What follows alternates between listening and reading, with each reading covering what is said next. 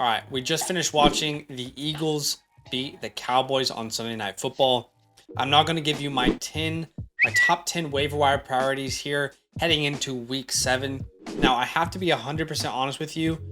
This, to me at least, feels like one of the weakest weeks of the waiver wire. I think there could be stashes I can tell you about. And, there's like 2 or 3 guys I'm really, really loving. But I think overall this is relatively a weak week, if you will. But we're going to go through it together and tell you a couple streaming options as well. Do me a favor, drop a like, subscribe if you want more of this kind of content. Let's just get straight to it. If you are streaming the quarterback position, there are 2 quarterbacks in particular I wanted to bring to your attention. First is Marcus Mariota. He is rostered in 23% of sleeper leagues. Scored 19 points versus Tampa Bay, 28 points last week versus the Niners. He now goes up against the Bengals. So at minimum, with what he can do on the ground, he seems to be a really safe option as far as a flex. He's as a stream, He's only scored under 17 points once this entire year. And then Jimmy G is the other streaming option. He comes off a pretty good week versus Atlanta where he puts up just under 23 points. He is rostered in 44% of leagues. Now he goes to play Kansas City, who we anticipate being able to put up points. So Jimmy G is another good streaming option. All right, getting to the waivers now.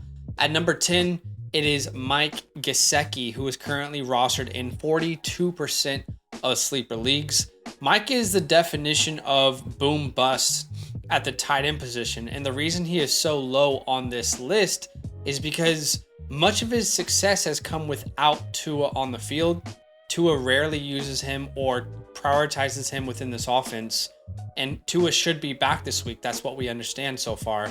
With Tua on the field as a starting quarterback, Mike is averaging 2 receptions on 2 targets for 16 yards.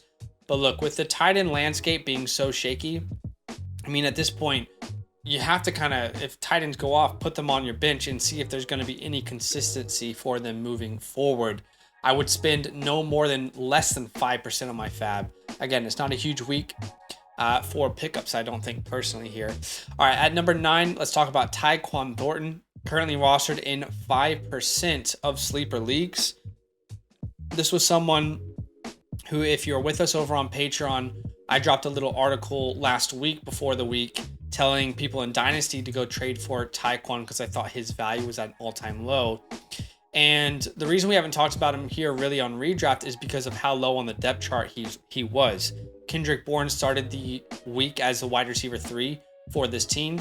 He went down early, and then Tyquan was asked to step up, which was awesome to see him play. He's currently rostered in just 5% of sleeper leagues. He's their rookie 2nd-round pick out of Baylor. Speedster guy, can stretch the field for them.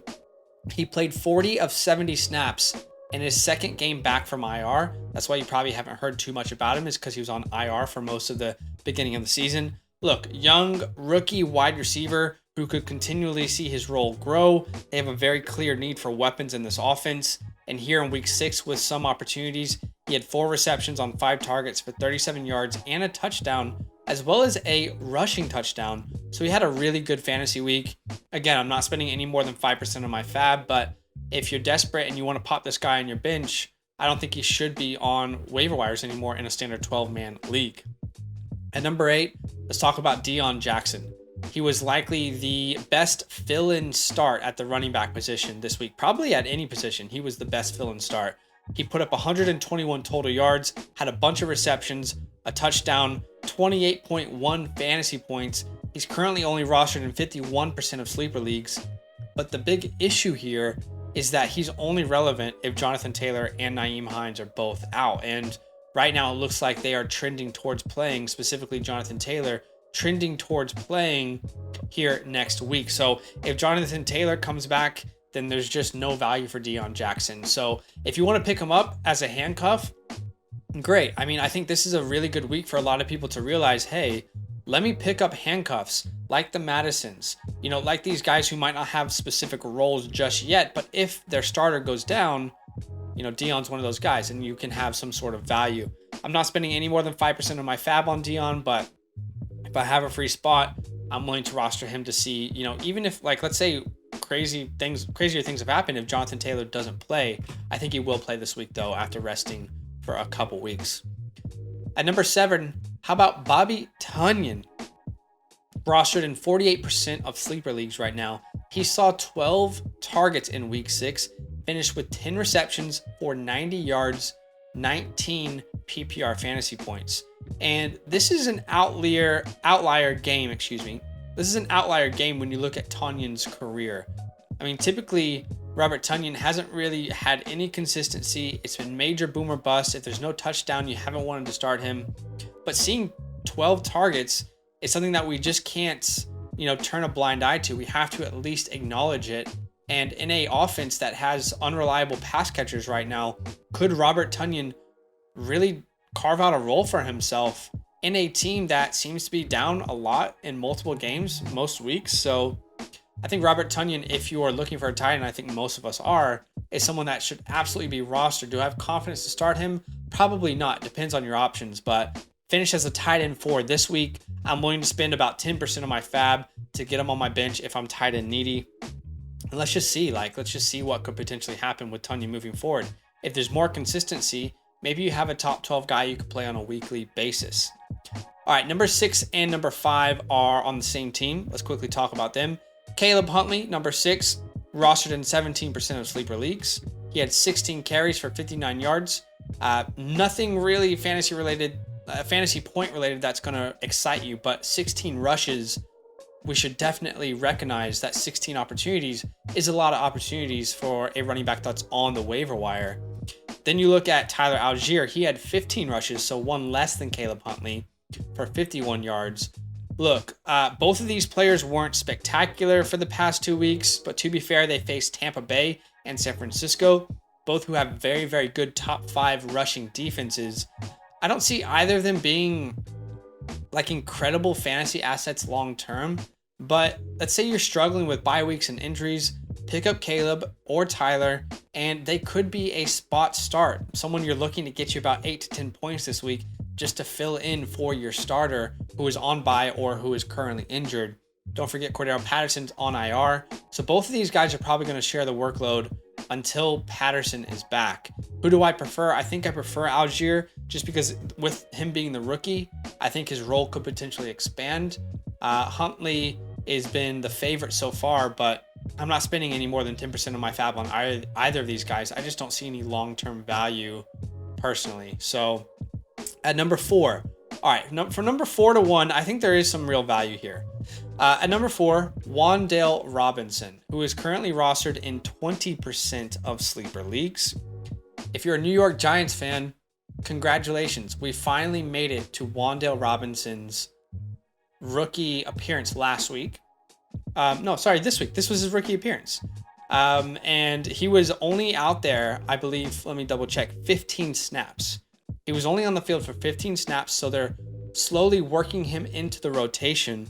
But on 15 snaps, he had 3 catches on 4 targets for 37 yards and a touchdown. So just 15 snaps. This is a player who was drafted in the 2nd round by this organization. They're going to prioritize growing his game.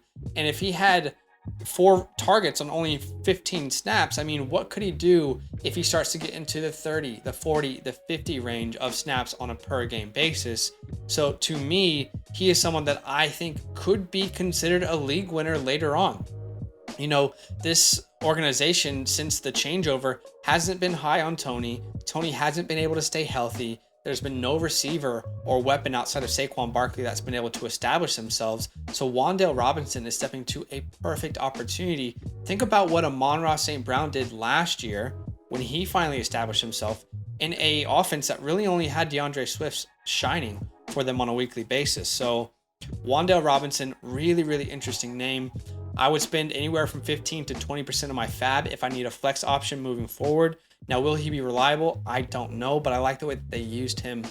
And again, I think if you need a flex, I would be targeting him. All right, at number 3, let's talk about Kenyon Drake, who is rostered in just 8% of leagues right now on Sleeper. Dobbins played 16 snaps compared to Drake's 7 on the first 3 drives of the game. But then, from what we understand, JK re-aggravated his knee and Drake played all but 6 snaps for the rest of the game. So Drake was really dominant as far as snap share goes, and he looked good. On 10 rushing attempts, he had 119 yards and a touchdown. He had 19.7 fantasy points. Let's monitor what J.K. Dobbins' practice reports kind of look like this week. If he's not practicing throughout the week or even limited, you know, in another week that's really hurting people with buys, you could look at Kenyon Drake as a desperation start. So the reason he's so high is not because of long-term value. It's more because of what he can do to help you get a win this week if you have players on buy. So I'm not going to spend any more than about 10 to 15% depending on how desperate I am for a running back. But, you know, there could be a scenario in which JK is healthy and Drake doesn't get any more than 5 points. So it's risky, but again, the waivers aren't stacked this week. All right, let's talk about the top 2, which I really love both of these players. At number 2, we have ALEC Pierce, who is rostered in 54% of sleeper leagues. 3 weeks in a row now where he has scored at least 12 fantasy points. He came back from a concussion in week 3, and since then is averaging 4.5 receptions on 6.75 targets for 67 yards. He's also averaging 12.5 fantasy points since that time. Scored his first touchdown, his first NFL touchdown last week.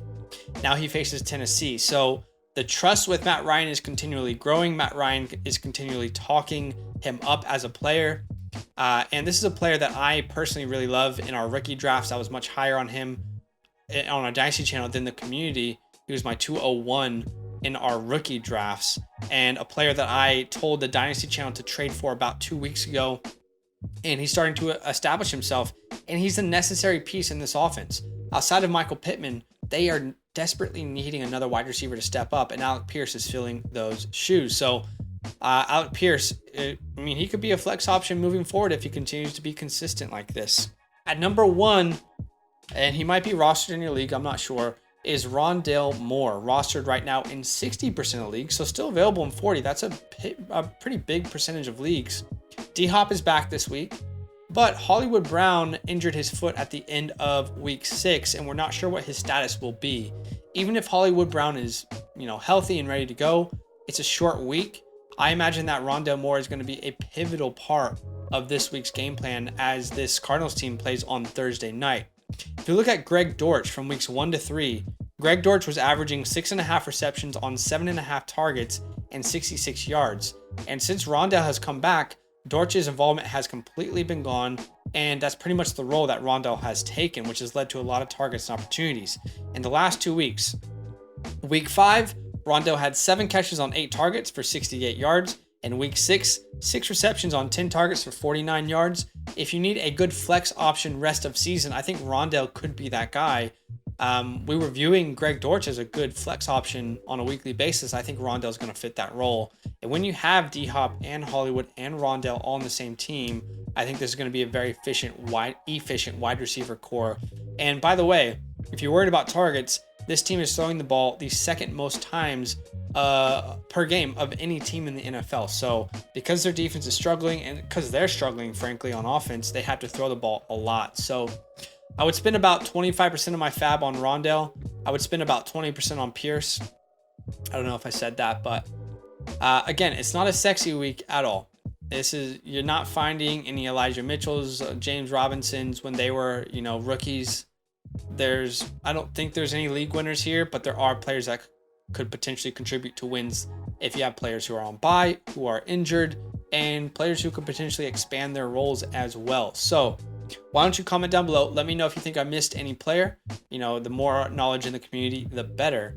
And if anything happens throughout the next couple of days, I'll try and pin a comment and make sure that you guys know my latest thoughts if anything has changed. But again, comment down below, like the video, subscribe, and we will see you soon for some starts and sits of the week. Yo, what's good? Thanks for watching. We got a lot more videos. A lot more. If you want more videos. Watch it. You can also subscribe. Right now. If you want to. You need to. And lastly, don't forget that you can sign up to support the show and get exclusive content by going to patreon.com/FantasyLand fam.